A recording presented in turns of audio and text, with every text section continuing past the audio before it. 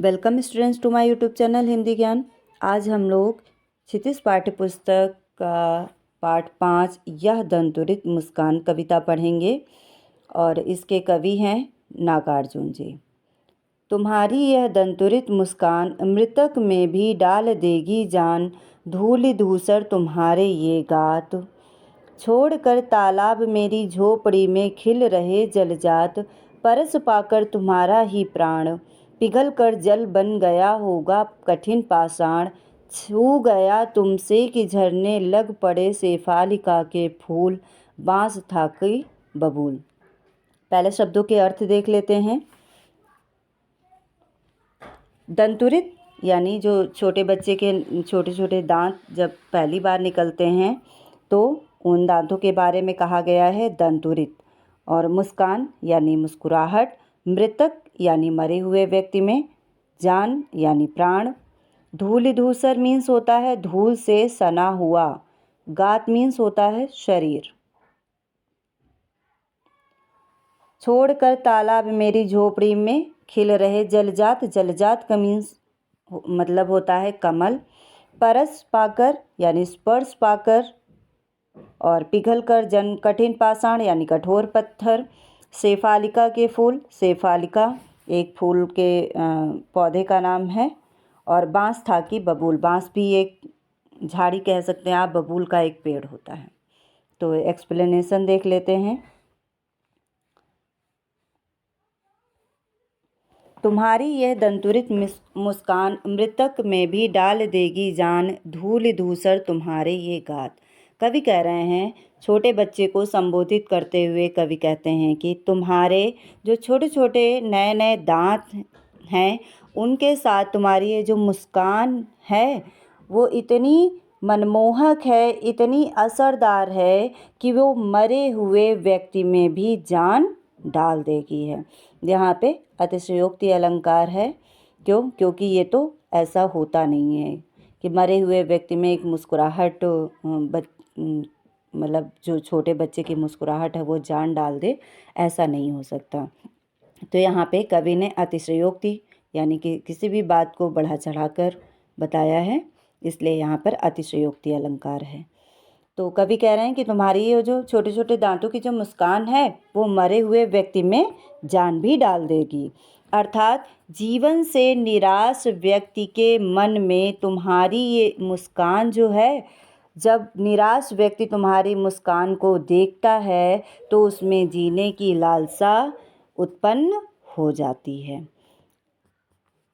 आगे कवि कहता है, धूल धूसर तुम्हारे ये गात, यानी कि धूल से लिपटा हुआ जो तुम्हारा ये शरीर है, जब तुम मतलब खेलते हो, धूल से सन जाते हो, तो तुम्हारा ये जो शरीर है वो क्या होता है, छोड़कर तालाब मेरी खिल रहे जलजात, यानी कि तुम्हारा ये जो शरीर है वो ऐसा लगता है कि मानो तालाब को छोड़कर कोई कमल हमारी झोपड़ी में खिल गया हो। जलजात मैंने बता दिया है, कमल होता है। और परस पाकर तुम्हारा ही प्राण, और कवि कह रहा है कि तुम्हारे ही प्राणों का स्पर्श पाकर जो कठोर पत्थर पिघल कर जल बन गया होगा कठिन पाषाण, और तुम्हारा स्पर्श पाकर, तुम्हारे शरीर का स्पर्श पाकर जो कठोर पत्थर है वो भी पिघल कर क्या बन गया होगा,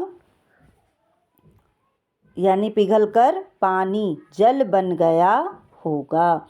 छू गया तुमसे कि झरने लग पड़े शेफालिका के फूल, बांस था कि बबूल। आगे कवि कह रहा है कि बांस हो या बबूल का पेड़ हो, यदि उसने तुम्हारा स्पर्श पा लिया तो उससे शेफालिका के फूल झड़ने लग जाते हैं। यानी बांस में भी छोटे छोटे कांटे होते हैं और बबूल में तो कांटे होते ही हैं।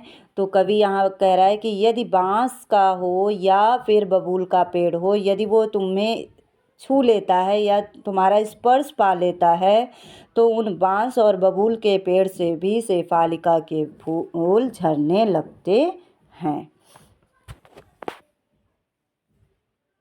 दूसरा पद्यांश देखते हैं।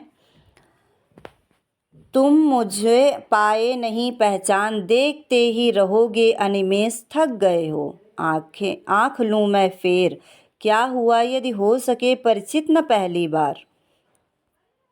यदि तुम्हारी माँ न माध्यम बनी होती आज, मैं न सकता देख, मैं न पाता जान तुम्हारी यह दंतुरित मुस्कान। कवि आगे कह रहा है कि तुम मुझे पाए नहीं पहचान, देखते ही रहोगे अनिमेष। अनिमेष मीन्स होता है लगातार। ठीक, पहचान यानी मानते हैं कि तुम मुझसे अपरिचित हो, पहचानते नहीं हो। आँख लूँ मैं फेर, यानी आँखें वहाँ से हटा लेना। परिचित यानी जान पहचान। माध्यम माध्यम तो जानते ही हैं, द्वारा। और दंतुरित मुस्कान यहाँ पे कोई मीनिंग बताने वाली नहीं है। तो आगे देखते हैं। तुम मुझे पाए नहीं पहचान, देखते ही रहोगे अनिमेष, थक गए हो। आँख लूँ मैं फेर, क्या हुआ यदि हो सके परिचित न पहली बार। कवि कह रहा है, शिशु से, छोटे बच्चे से कह रहा है कि क्या तुम मुझे पहचान नहीं पाए। तुम मुझे बिना पलक झपकाए, अनिमेष यानी लगातार, तुम मुझे बिना पलक झपकाए लगातार देखते ही रहोगे क्या। और तुम इतनी देर से मुझे बिना पलक झपकाए लगातार देखे जा रहे हो, तो क्या तुम थक गए हो। आँख लूँ मैं फेर, यदि तुम अपनी आँखें मुझसे नहीं हटाते हो तो क्या मैं ही तुम्हारी तरफ से अपनी मैं आँखें हटा लूँ। क्या हुआ यदि हो सके परिचित पहली बार। आगे कवि कह रहा है, यदि हम पहली बार परिचित नहीं हो सके, हमारी पहली बार में ही जान पहचान नहीं हो पाई, तो कोई बात नहीं, इसमें इतना निराश होने की ज़रूरत नहीं है। यदि तुम्हारी माँ न माध्यम बनी होती आज, मैं न सकता देख, मैं न पाता जान तुम्हारी यह दंतुरित मुस्कान। कवि माँ को माध्यम बनाया है उसने कि अगर आज तुम्हारी माँ नहीं होती तो मैं आज तुम्हारे दर्शन नहीं कर पाता, मैं तुम्हें नहीं देख पाता, मैं तुमसे नहीं मिल पाता। ठीक है, तो कवि कह रहा है, यदि तुम्हारी आज माँ नहीं होती तो मैं ना तो तुम्हें देख पाता, ना ही मैं तुम्हें जान पाता, और ना ही तुम्हारी ये सुंदर सी दंतुरित मुस्कान को देख पाता। यदि कवि कह रहा है कि यदि पहली बार में ही परिचय पूरा नहीं हो पाया तो कोई बात नहीं है। दंतुरित मुस्कान से परिचय कराने और उसे प्रसन्नता देने के लिए बच्चे की माँ के महत्व को भी कवि स्वीकार करता है और उसको धन्यवाद देता है। तो ये 2 व्याख्याएं, 2 काव्यांश थे आपके, और जो बचा हुआ है वो आपको नेक्स्ट वीडियो में मिल जाएगा। वीडियो को लाइक करिएगा, चैनल को सब्सक्राइब करिएगा और कमेंट के माध्यम से बताइएगा कि वीडियो कैसा लगा। धन्यवाद।